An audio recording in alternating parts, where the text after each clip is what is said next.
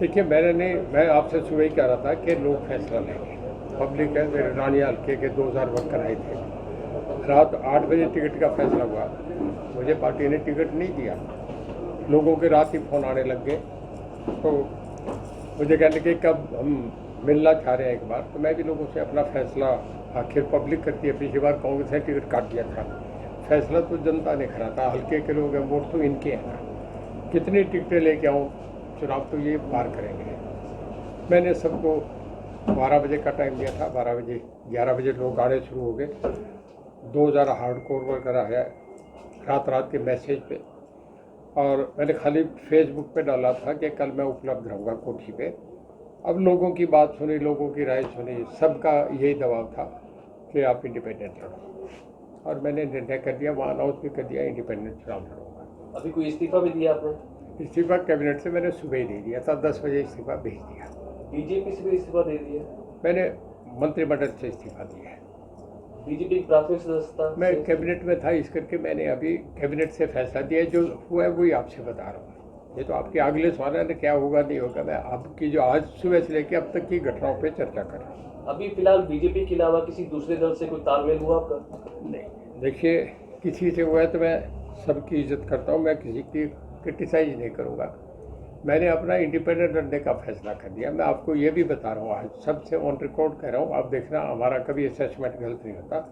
आपके एक अचंभा होगा कि कांग्रेस और बीजेपी को छोड़ के 20 लोग इंडिपेंडेंट बन के आएंगे। बैलेंस उनके हाथ में रहेगा, सरकार किसकी बनेगी। जिसका इशारा सावित्री जिंदल, विशंबर पाल, ऐसे बहुत लोग हैं जो बहुत मजबूत लोग हैं, जिनके टिकट कट रहे हैं। दोनों तरफ ही कट रहे हैं, बीजेपी में भी और कांग्रेस में भी। जो लोगों के, देखिए, जनता के जो नुमाइंदे होंगे उन्हें मिलेगा ना। आप अगर पैरा ट्रूपर को उतार दो तो कैसे माने। कांग्रेस की बात की जाए तो सोनिया गांधी और भूपेंद्र सिंह हुड्डा के साथ आपके पर्सनल रिलेशन हैं। क्या कांग्रेस में भी चौधरी रणजीत सिंह जा सकते हैं? संबंध आज भी मेरे वैसे ही हैं। मेरे सभी से अच्छे संबंध हैं। मेरे सारी पार्टी के सब नेताओं से संबंध है। मैं उनका मान करता हूँ। वो अपनी अपनी जगह सब सामान्य हैं। मैं उनके बारे में कुछ नहीं कहूँगा। मेरे सामाजिक संबंध अलग होते हैं, राजनीतिक संबंध अलग होते हैं। मुझे मेरे लोगों का हुक्म था कि मैं इंडिपेंडेंट लड़के अपनी पारी खेलूँ, वो मैं खेल रहा हूँ। क्या किसी और विधानसभा से भी आपको ऑफर की गई थी बीजेपी की तरफ से? हाँ, हुई थी। मुझे डबवाली ऑफर करी, मैंने मना कर दिया, नहीं लड़ूंगा, केवल आ गया। क्या कांग्रेस से हाथ चौधरी रणजीत सिंह मिला सकते हैं, क्योंकि पुराने कांग्रेसी रहे हैं आप? देखिए, अभी तो चुनाव जीतना, हमने चुनाव लड़ना है, चुनाव करना है। लोग फैसला करेंगे मैं किस हाथ में लूँगा। पिछली बार भी आपको याद होगा, चुनाव जीतने के बाद यही मैंने ऊपर चढ़ गया था। मैंने कहा बताओ किधर जाऊँ। लोगों ने कहा कि कांग्रेस ने आपको टिकट नहीं दी। जब जिसने इतना अपमानित करा उसकी खिड़की पे नहीं जाएंगे, आप बीजेपी के साथ हो गए, बीजेपी के साथ चला गया। ये लोग तय करेंगे मैं कहाँ जाऊँ। अब अगर आपको कांग्रेस इलाहाबाद से टिकट देना? नहीं, अब मैं आगे निकल गया। अब कोई नहीं, अब लोगों में क्या बैठा। अब जब एक फैसला तो मेरे लोगों ने करा है ना, मैंने नहीं करा। उन्होंने फैसला कर दिया। उससे बड़ा ना मैं हूँ, ना मीडिया है, ना कोई और है। इंडिपेंडेंट लड़ेंगे चुनाव? इंडिपेंडेंट। तो साहब, टिकट कटने का कारण क्या मानते हैं आपकी? मैंने ये देखा ही नहीं। देखिए, मैं सोच ही नहीं रहा था। 3 महीने पहले मैं पार्टी में नहीं था। मुझे माननीय मनोहर लाल जी जैसे सीनियर आदमी ने फ़ोन करके कहा कि जो साहब आपका टिकट अनाउंस हो रहा है, आप कहाँ हैं? चंडीगढ़ है, दिल्ली में? कहने का जी मैं तो सिरसा में और किसी गांव में हूँ। आप अपनी कोठी पहुँचे, पटका पहनो, आधे घंटे के बाद।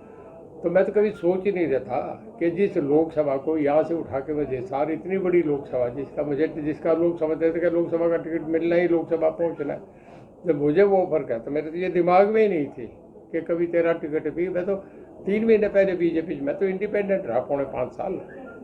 लेकिन जो सब जिस तरह से आपने पहले ही अनाउंस कर दिया था कि आप रानिया से ही चुनाव लड़ेंगे, तय था। और उसके बाद बीजेपी को भी ये पता था कि आप रानिया से चुनाव लड़ेंगे, उसके बावजूद अगर टिकट नहीं मिलती तो क्या कारण मानते हैं? ये तो आप उनसे पूछें कि किस कारण से उनका टिकट काटा, वो तो वो बताएंगे। मेरे हाथ तो टिकट होता तो मेरी ओके करके चलता। क्या ये माना जाए कि मनोहर लाल से आपकी दोस्ती थी, अब सीएम बदले हैं तो उसका फर्क पड़ गया? देखिए, राजनीति में किसी की दोस्ती किसी से नहीं हुआ करती। राजनीति में दोस्ती और दुश्मनी के कोई दायरे नहीं होते। ये समय और परिस्थितियाँ आपकी भूमिका तय करती हैं। ये कच्ची लाइन की पेंसिलें हैं, जिन्हें खींच लो, फिर रबड़ से मिटा लो, फिर खींच लो। राजनीति में मुझे पिछली बार पता था कि मुझे इंडिपेंडेंट लड़ना पड़ेगा और मुझे बीजेपी को समर्थन देना पड़ेगा। इस बार मुझे कभी सोचा था कि जिस बीजेपी को अनकंडीशन मैंने सबसे पहले समर्थन देने वाला मैं था, पूरे इंडिया में फ्लैश हुआ कि रणजीत सिंह ने बीजेपी को अनकंडीशन समर्थन दिया और उस रणजीत सिंह का भी टिकट कट जाएगा।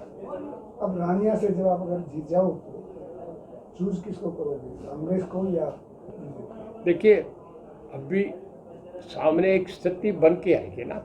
देखिए जब तक आपके सामने है ही नहीं तो फिर उसके बाद आप जब सामने कुछ होगा तब तय करेंगे ना कि क्या करना चाहिए।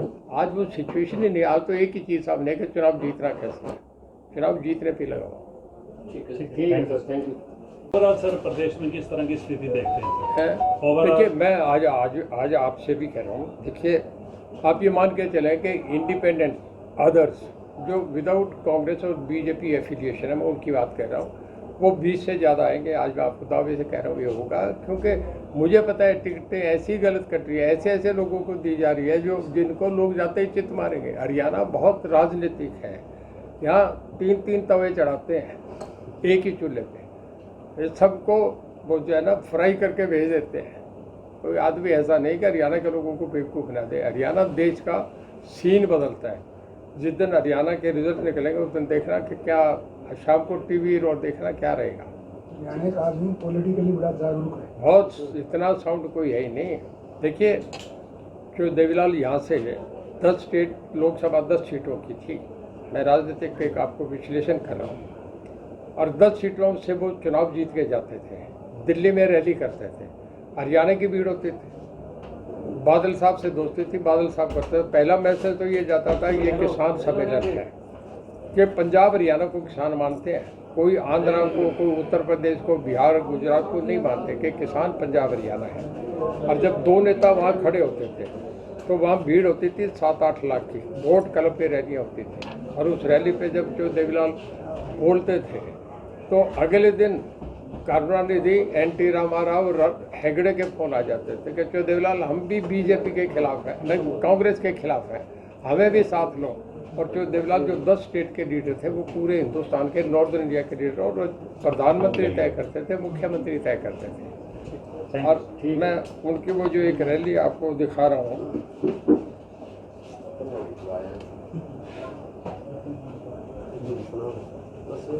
तो वो वोट क्लब, इतनी बड़ी भीड़ कहीं भी नहीं हो सकती। इस